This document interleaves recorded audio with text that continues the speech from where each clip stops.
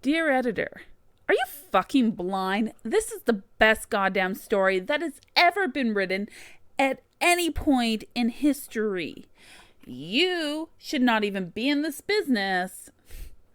Signed, the author. Welcome to Not Safe for Words. I'm your host, Crystal L. Kirkham, multi-genre author, editor, and cover designer. I'm here to give you insight into the world of publishing and to help you avoid the mistakes that others have made. So stick around. You're in for one hell of a ride where I don't curb the curses. In case it wasn't clear, we are talking rejection today. And while this is a topic that is extremely well covered in this industry, it is also a topic that can never be covered enough. And it's one of those things that we all have to deal with if we're going to be authors. If we want to write any kind of story and submit it to any type of publication, rejection is the name of the game, and it's not a bad thing. Taken in the right way, it can drive you to become better, to work harder, to try and smooth out and improve your writing to the point where you'll probably still get rejections, but maybe not as many. And when I say rejection isn't talked about enough, but it's also talked about a lot, what I'm saying is most of what you see is in terms of, oh, rejections happen to every author. It's okay. So-and-so got hundreds of rejections. Or we're talking about the exceptions to receiving lots of rejections before getting that miracle acceptance. But I want to bring it down to a more personal level, and that is where our focus is going to be. And as a part of that, we're actually going to talk about a term called rejectomancy. And if you haven't heard this term, it's about trying to find meaning in your rejection letters. And having been somebody who has written a lot of rejection letters, I'm going to be fucking honest. You're going to get rejections for so many reasons, and they're not always going to be because your story wasn't good. Sometimes, most of the time, if it's a decent story, if it's in the right market, it might just be the editor is not feeling it that day, that they didn't personally connect with your characters, and that's gonna happen a lot. I jokingly put in the title of this episode, "It's not you, it's me." But that is kind of the truth.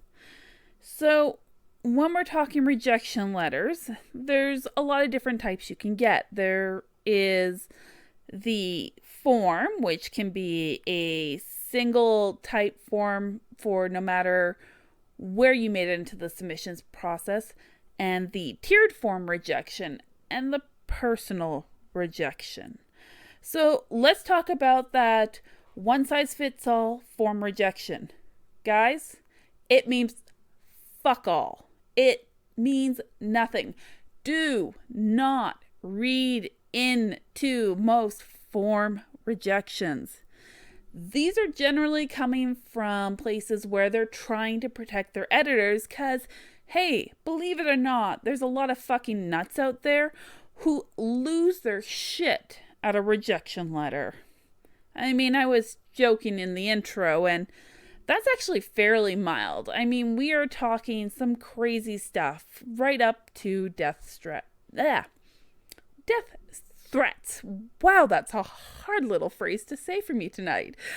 And protecting editors to keep them wanting to do their damn jobs is a good thing, because without editors, we have no publications to publish your damn work.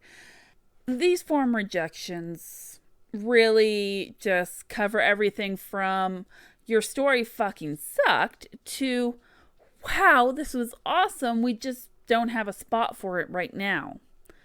Which is why reading into them is the worst thing you can do. Now, there are tiered rejections. A lot of these come from places that use slush readers. Sometimes, if you make it far enough, you'll get a little comment from the editor that's slightly more personalized. But basically, their first tier, hey, this didn't quite work for us. It in no ways means that your story wasn't any good. It simply means it just didn't work. It didn't fit what they know their editor is looking for. It's just not quite up to tier for what they want. It's not necessarily bad. And you can get a second tier, and it just meant that, hey, you made it to another round. We saw potential here, and maybe there was something that just didn't quite work. They didn't like the ending. They didn't like, the plot line. There's just something that didn't quite work for them. And that's an important phrase to remember. It didn't work for them. Now, personal rejections, those ones, sure, feel free to read into them a little bit. It means the editor took a bit of time out of an extremely busy schedule to say something about your work. And from personal experience, I can tell you it doesn't necessarily mean that your story was absolutely awesome. But they're going to point out, hey, I really like this about your story, but this didn't quite work for me. Once again, there's that phrase, it didn't work for them. So I guess that brings the question of when you're submitting these stories and you're getting these rejections, sometimes personal, sometimes not, when the fuck do you know that maybe the story needs more work? And that's a really hard question to answer because there are authors who have a rule. 10 rejections for a story, they pull it back, they revise it, they try again. Another 10 rejections, and maybe they'll trunk it and pull it out a few years from now, see if maybe then it might be the right time or place or editor for it. And this really is a personal point of view. Some of the authors that I know that have that 10 rule are authors that are published in professional level and professionally rated magazines. And that's a really fair rule to have when you know that you can get your writing to the point where it's going to catch an editor's attention and you're going to be able to get it published at a pro-rated place. But it's not necessarily going to be the rule for everyone, especially if you write things that are a little bit off genre or a bit of a genre blend, and it's harder to find homes for those things. One of the ratings I use is whether or not I do get personal feedback, because for a lot of magazine submissions, 90% of them are going to be giving you really basic form rejection letters. And in this industry, when they're reading so many things and they do take the time to write back, then I know they took the time to consider my words. And I may not always agree with the feedback that comes, but I take it under consideration. And while I haven't trunked a story, there are ones I have put on the back burner as, maybe I should relook at this. This isn't getting the response I was hoping for. And it could be just because, once again, I am a cross-genre writer. I do not write a very narrow focus when it comes to genre. And that may just be what these places are looking for. And I'm not finding the right market for my work. So when it comes to rejectomancy, don't read too much into it.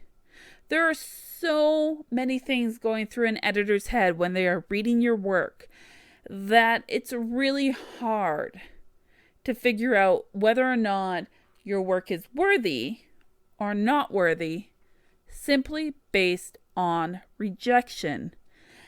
You just have to go back and find a little bit of objectivity and try and relook at your work with new eyes. Get a new beta reader. Maybe somebody else can say, the story just isn't grabbing me, and I think there's a few issues maybe here or there that could use some attention that might help elevate the story. And it's all about elevating the story when you're trying to get around to editing, but that's a topic for a whole nother fucking season where we are going to do a full season of a deep dive into editing, I have it planned in there somewhere, but I'm not looking at my future schedule right now, but it's coming, guys. So I hope that kind of helps you feel a little bit better about those rejections, because they are going to happen. Never respond. I can't say it enough. Just don't. It will get you on blacklists. And it's as simple as that. It's not the end of your career unless you want to make it the end of your career. And there are so many. I'm going to actually relate something to you that I've picked up going to conferences. And I've actually heard it from more than one editor, but most prominently Neil Clark from Clark's World, with a chat with him. And he was saying one of the things that really he hates to see is when he gets a really good story for somebody, someone who shows great potential, but it's just not a good fit. And so they send a rejection, but they're hoping that author will send more work, but they never see anything from them again. And a rejection doesn't mean your work isn't suitable for that market. It just means that story is not working. That story is just not what they need. And right from the lips of a pro-market editor, it was a good story. And he gets really excited when he finds it in another publication that did want to publish that story, because they had a place for it. That editor liked the story just as much as he did, but they had a spot for it. They had a place to put that story at that time that they were reading it, because so much of this industry fucking comes down to just dumb luck sometimes. And now for something totally different, we're going to flip this around and talk about self-rejection, because this is also a topic that should be briefly touched upon a lot more often. And self-rejection means rejecting your story for sending it to a place before the editor has a chance to say no. I mean, some things are fucking obvious.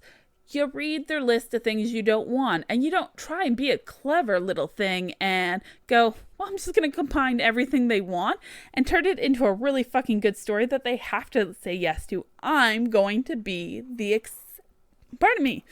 I'm going to be the exception. You're fucking not, okay?